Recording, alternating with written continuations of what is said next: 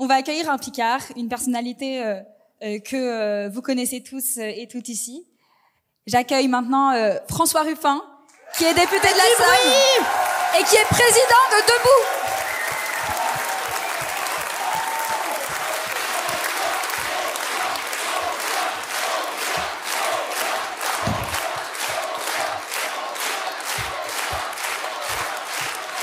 Merci à vous.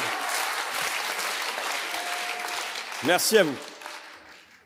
Chers amis, chers camarades, quel bonheur d'être ici, ensemble, Benjamin, Lucie, Clémentine, Alexis, Benoît, merci Ella, merci de s'être tous rassemblés ici. Merci, je veux remercier la fanfare, bon, ça n'a pas été fait, mais moi je le tiens.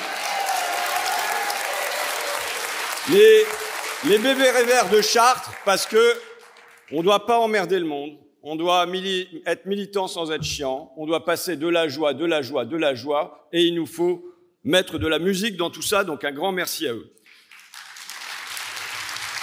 Merci évidemment aussi à tout le travail invisible qui a été effectué par les régisseurs, les salariés, les 150 bénévoles qui sont ici depuis jeudi.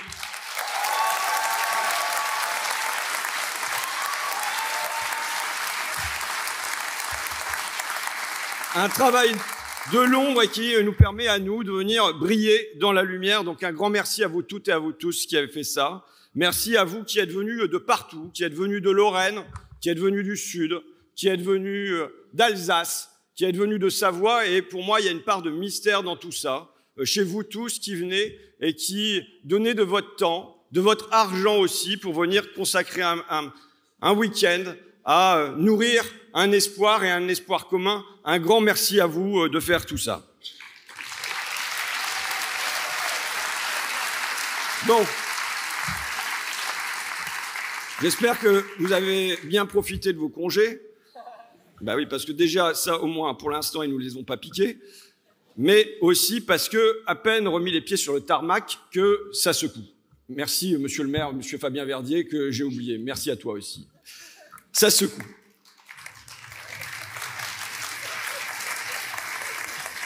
Dérèglement, c'est comme si, vous savez, alors Bérou il dit, j'ai pas pu vous appeler parce que vous prenez trop de vacances, mais il y a dans notre pays un dérèglement politique. On a un mois de juillet où on a 2 millions de signatures sur une pétition contre la loi du plomb. Normalement, c'est le moment où les gens ils partent à la plage, ils se mettent pas sur leur clavier. Une pétition partie de nulle part, d'une étudiante, Éléonore Pattery, je le dis parce que des fois, c'est aussi la société civile inorganisée. Et ça donne toujours un espoir que de ne pas savoir comment se fait l'histoire avec une part de mystère. Là où il y a eu moins de mystère au mois de juillet, c'est dans les annonces de Bérou, du plan Bérou. Franchement, je vais le citer au minimum, parce qu'il faut qu'on se choisisse des adversaires à notre hauteur. Et je trouve que c'est lui faire trop d'honneur que de le nommer et d'appeler ça un plan, qui est juste la continuation de ce que fait Macron, qui pendant 8 ans, en Robin des Bois à l'envers, a donné de l'argent aux riches et maintenant qui veut continuer à le prendre aux pauvres derrière. Mais on a eu aussi pendant l'été la visite au golf de Trump, de Ursula von der Leyen, qui, entre deux potes, nous annonce que, bon, il va y avoir cet accord inégal avec nos marchandises taxées à 15% à l'entrée chez eux, mais qui seront taxées à l'inverse à 0% chez nous. Mais je veux dire, c'est pas le plus grave dans cet accord. Ce qui est le plus grave, c'est ce que tait la Commission, ce qui est là tacitement. 1, nous ne toucherons pas aux services numériques américains, nous ne toucherons pas aux GAFAM, ce qui devrait pourtant être notre arme de riposte. 2,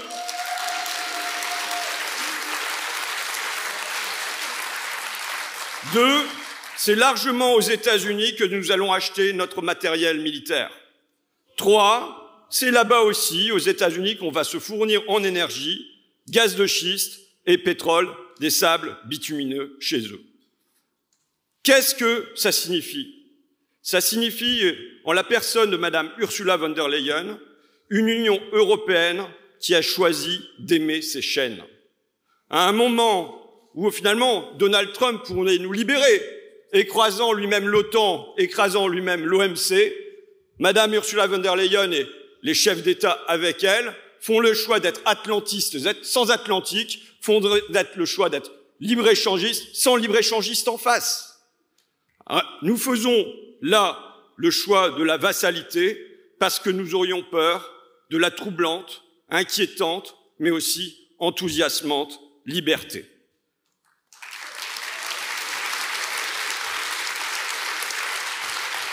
Ça, c'était en juillet et il y avait déjà de quoi s'occuper.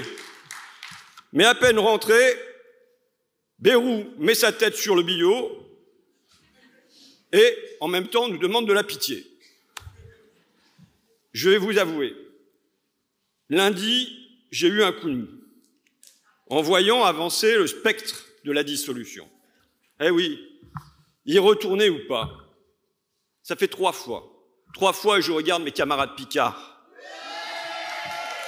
3 fois que nous l'emportons sur le front de la Somme. 3 fois qu'on le fait face au Rassemblement national. 3 fois qu'on les bat, avec le vent de face, avec la pente à remonter. Alors on a beau penser jamais 304, si c'est tous les ans qu'il faut aller chercher notre mandat, oui, on peut être fatigué, on peut être lassé. J'ai eu des doutes, j'ai eu des hésitations, j'avais une note de 40 pages à lire pendant l'été, pondue par Louise et des collègues sur les avantages et les inconvénients d'y retourner ou pas. Je l'ai à peine survolé et en vérité, après une phase de doute, c'est comme s'il y avait un truc qui avait parlé en moi qui n'était pas du tout cérébral mais qui était purement tripal. Quand il y a un combat, on y va. Et oui, d'emblée, cette semaine, nous avons notre plan de dissolution. Nous sommes déjà en campagne. Mardi, je vous l'annonce, camarades Picard, mais vous aurez un tract tiré à 60 000 exemplaires à distribuer dans toute la circonscription. Et en vérité, je me suis retrouvé motivé aussi pour une autre raison. Je me suis dit, nous avons une chance. Oui, nous avons de la chance. Nous avons de la chance parce qu'en fait, est posée une grande question aujourd'hui à la France. Qui doit payer? Qui doit payer? Est-ce que ce sont les retraités, les salariés, les malades de longue durée ou les grands PDG, les financiers, les rentiers, les héritiers? Qui doit payer? Qui doit payer? Nous encore, les petits, les obscurs, les sans grade, les fourbus, les blessés, les malades? Ou eux, enfin, là-haut? Qui doit payer? Est-ce que c'est Béatrice? On m'a raconté ça là dans les allées avant de rentrer. Béatrice souffre d'une maladie orpheline, de Gélino, si je ne me trompe pas. Ça abat le système nerveux. D'un seul coup, elle peut perdre connaissance, ses nerfs ne répondent plus, on peut la brûler, elle ne sent rien. Et ça peut lui arriver au volant. Et il y a heureusement un médicament contre ça, le Modiadal. Mais ce Modiadal, d'un seul coup, on est passé de 100% de remboursement à 80%. Et elle l'a appris simplement par son pharmacien. Et elle ne sait pas si demain, ça va passer à 50%, à 40%, à 30%. On sait que la maladie appauvrit, mais est-ce qu'on veut encore continuer à régler leurs dettes? Parce que c'est leur dette. C'est Emmanuel Macron qui a produit cette dette en baissant les impôts sur les grandes sociétés et sur les grandes fortunes de 55 milliards d'euros. Et à l'arrivée, ce sont les Béatrices du pays qui doivent payer. Voilà la grande question qui est posée à la France. Et je le dis, nous avons de la chance parce que cette question, qui doit payer, nous la posons et nous y répondons depuis longtemps. Nous y répondons même, miracle, tous unis. Socialistes, communistes, écologistes, insoumis. Nous y répondons, non pas isolés de la société, mais en s'appuyant sur des intellectuels mondialement reconnus, Camille Landais, Thomas Piketty, Gabriel Zucman. Nous y répondons avec des associations, Oxfam, son rapport tous les ans, d'année en année, sur les inégalités et les multinationales. Nous y répondons, et je dis, cette chaîne-là qu'on voit qu'on construit, c'est déjà celle, finalement, tous unis et unis avec la société, qui nous a permis de gagner sur l'inscription de l'IVG dans la Constitution.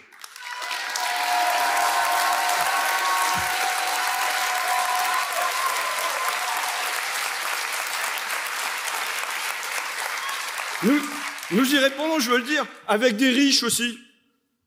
Il y a des riches, comme Marc Batty, qui vient à l'Assemblée nationale, il est start-upper, il est entrepreneur, il est millionnaire, et avec 115 de ses congénères, il publie une tribune à la une des Échos qui dit « Taxez-nous.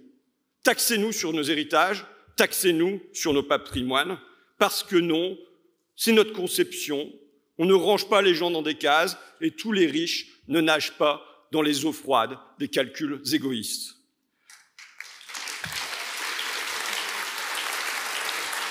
Nous y répondons surtout avec les Français, parce que là, la bataille culturelle, nous l'avons remportée. Nous avons gagné cette hégémonie. Et quand on interroge les Français, depuis des mois et des mois, dans tous les sondages, entre 70 et 80% disent la première mesure à prendre, c'est de taxer les grandes sociétés, c'est de taxer le grand patrimoine. Nous avons remporté cette bataille-là de l'opinion et nous avons beaucoup semé, est venu le temps de la moisson. Qui doit payer? Avec nous, les Français répondent les financiers, les rentiers, les héritiers.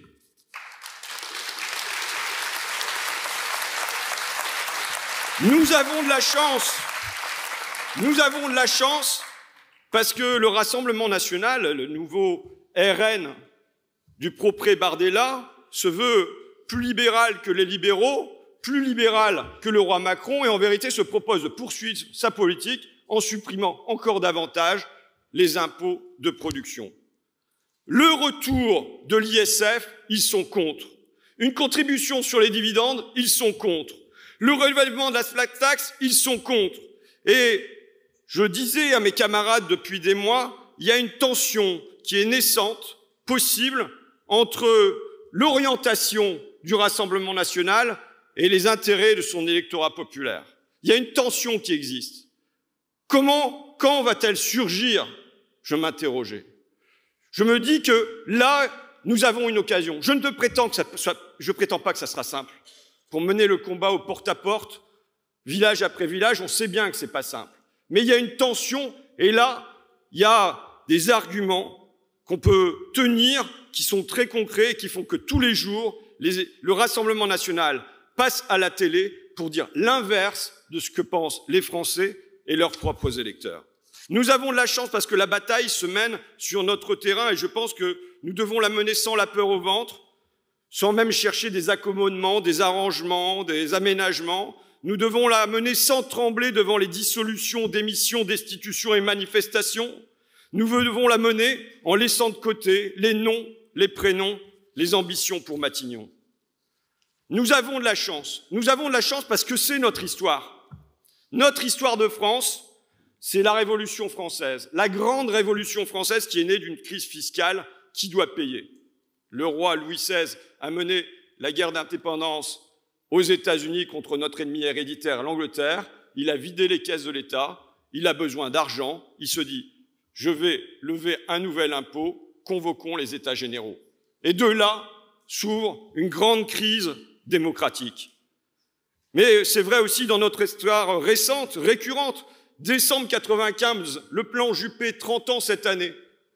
Je le dis parce que plan Bayrou, plan Juppé, on ne voit pas ce qui dans le discours a changé. Mais en vérité, Barre, Balladur, Fillon, Juppé, Barnier, Bayrou, c'est le même disque rayé. Et c'était décembre 95, c'est le moment où apparaît ce mot compliqué de 6 syllabes, néolibéralisme. Et d'emblée, les Français sont contre. D'emblée, les Français sont dans la rue, ils refusent que la société soit soumise au marché. 2005, c'est encore les Français qui viennent répondre non. Non à 55%, mais non à 80% chez les ouvriers, non à la concurrence libre non faussée, non à la libre circulation des capitaux et des marchandises. Et les gilets jaunes surgissent sur les ronds-points. Les gilets jaunes surgissent sur les ronds-points, ils y viennent par une crise fiscale aussi. Non à la taxe gasoil et rends l'ISF d'abord. Avant que ça se transforme en crise politique contre le roi Macron, la reine Marie-Antoinette, pour des états généraux, là aussi, avec la circulation de cahiers de doléances et la demande de l'inscription dans la Constitution du référendum d'initiative citoyenne.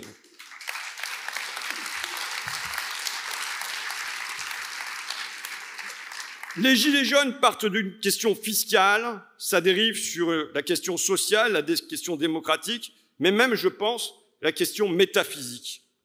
Où va-t-on comme nation? Que vient-on faire ensemble? Et c'est la question qui se posait au chaud auprès des braseros, à se chauffer l'âme et à ranimer une espérance. Je pense que c'est le pire. Chez von der Leyen, par exemple, il n'y a même plus aujourd'hui d'idéal.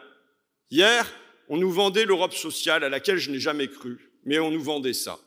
On nous vendait l'harmonisation fiscale. Aujourd'hui, il n'y a plus rien. Et quand on écoute Bayrou, oui, c'est injuste, c'est inefficace, mais le pire peut-être, c'est que ça tourne en rond, sans horizon. L'État va réduire son train de vie, non-remplacement d'un fonctionnaire sur 3, effort sur les dépenses de santé, l'État va revendre son patrimoine immobilier, le travail supplémentaire devra bien être effectué, mais pourquoi? Il dit le mot effort. Vous savez, moi je pense que l'effort, il est de gauche aussi. Oui, après l'effort, le réconfort, la joie vient souvent après la peine, mais l'effort, pourquoi? Quand, en 1945, on a demandé aux Français de reconstruire un pays où 80% des routes, 80% des chemins de fer, 80% des ponts étaient détruits, il y a eu de la sueur et du labeur, il y a eu l'alliance des travailleurs, des mineurs et des ingénieurs, et c'est notre peuple qui a reconstruit ce pays avec effort, mais qui savait ce sens de l'effort. Pourquoi aujourd'hui? Je le dis parce que je pense que c'est notre grande affaire. Virer Bayrou, bon, c'est de la popole, par qui on remplace, machin. La fiscalité, c'est de la tuyauterie. La grande question, notre grande affaire, c'est d'ouvrir un horizon. Notre grande affaire, c'est d'ouvrir une espérance pour la France. Notre grande affaire, c'est de porter le travaillisme climatique. Le réchauffement est un gigantesque défi pour l'humanité et pour notre pays en particulier. Un défi qui réclame d'investir, de transformer notre énergie, notre industrie, nos logements, nos déplacements, notre culture, notre agriculture, avec des masses de travail à la clé, un travail respecté, socle de notre société. Voilà un horizon. Notre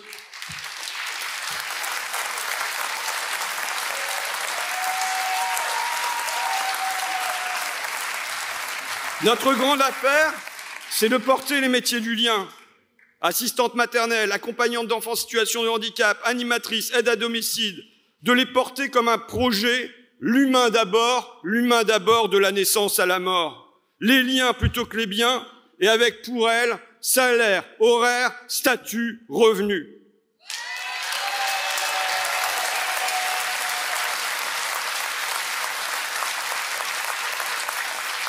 Notre grande affaire,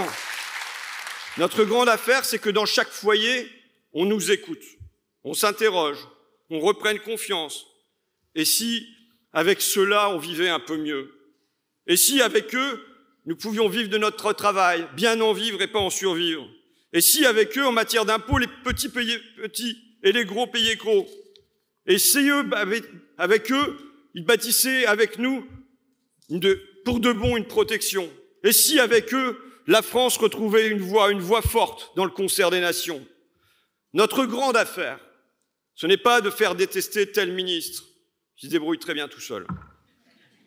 Ce n'est pas de faire détester la police. Ce n'est pas de faire détester le Parti socialiste. Notre grande affaire, c'est de nous faire aimer.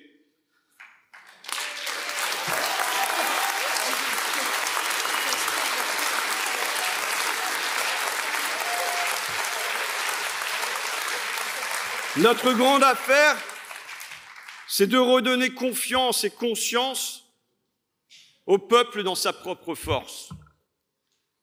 Il peut accomplir des miracles. Je discutais avec Alexandre Ouizy, là. sur la table ronde fiscalité juste avant, qui citait la phrase de Victor Hugo dans Les Misérables, « La nuit du 4 août a dissous en 3 heures 1000 ans de féodalité ». Oui, leurs privilèges, on a l'impression qu'ils les ont pour toujours. Mais d'un seul coup, ils peuvent être abolis. Mais on ne peut pas croire, on ne peut pas espérer qu'ils vont abandonner leurs propres privilèges d'eux-mêmes, qui vont dire « Ah ben, vous avez raison, on va payer les impôts comme vous ». Non, l'histoire se passe pas comme ça. L'histoire se passe pas comme ça. Et donc, évidemment, quand le peuple redresse la tête, quand le peuple se met debout, nous sommes avec lui, à ses côtés. Je le dis parce que parfois, j'ai entendu ces derniers jours des dirigeants, des gens de gauche, qui nous disent que le 10 septembre, le 18 septembre, il faudrait rentrer et rester à la maison. Surtout pas. Nous aurons besoin toujours, et même quand nous serons au pouvoir, nous aurons besoin de la force du peuple face en face.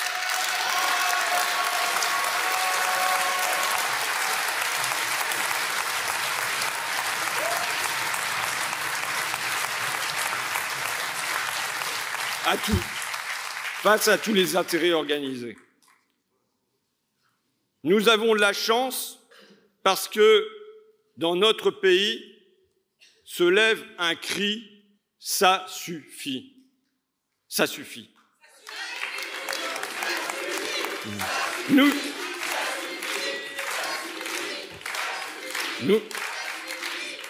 avons de la chance parce que, quand Alexis le disait, les 500 fortunes ont été multipliées par 14 en 30 ans, pendant que le SMIC, lui, n'a pas doublé, et que ces personnes viennent pourtant nous expliquer que le problème, c'est le coût du travail et pas le coût du capital, eh bien, notre peuple dit « ça suffit ». Ce sont les mêmes, les Arnaud, les Pinault, qui échappent à l'impôt par leur holding, leurs sociétés écrans, leurs paradis fiscaux, les mêmes qui refusent du mettre au pot et qui menacent sans répit de quitter la patrie. Notre peuple dit « ça suffit ». Les promesses de « il faudra se rappeler » que notre pays repose tout entier sur ces femmes et ces hommes que nos économies reconnaissent et rémunèrent si mal, avec rien derrière. Si l'inflation qui a grevé les petits salaires est 64 ans sur les métiers physiques et populaires, notre peuple dit « Les éboueurs, les femmes de ménage, les auxiliaires de vie qui se lèvent en pleine nuit et qui le 10 du mois, une fois les factures prélevées, reçoivent un SMS de leur banque « Attention, AJO », notre peuple dit « ça suffit ». Les lobbies, les firmes, les maîtres de la chimie, les seigneurs du numérique, eux qui décident de nos champs, de nos aliments, de nos écrans, qui décident de nos vies avant la démocratie, notre peuple dit « ça suffit ». Cette inquiétude qui devient certitude, nous vivons moins bien que nos parents, mais ce sera pire pour nos enfants. Notre peuple dit « ça suffit ». Voilà de qui, voilà de quoi nous devons être la voix. Kropotkin disait « La colère fait les émeutes, seul l'espoir fait les révolutions ».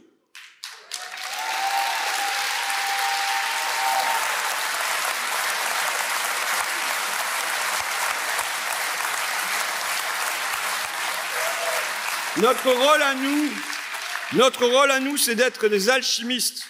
C'est de réussir à transformer les colères en espoir et aussi en victoire dans les urnes, en victoire dans les rues, pour que les gens vivent un peu en mieux. Et si on fait tout ça, tous ensemble, à la fin, c'est nous qu'on va.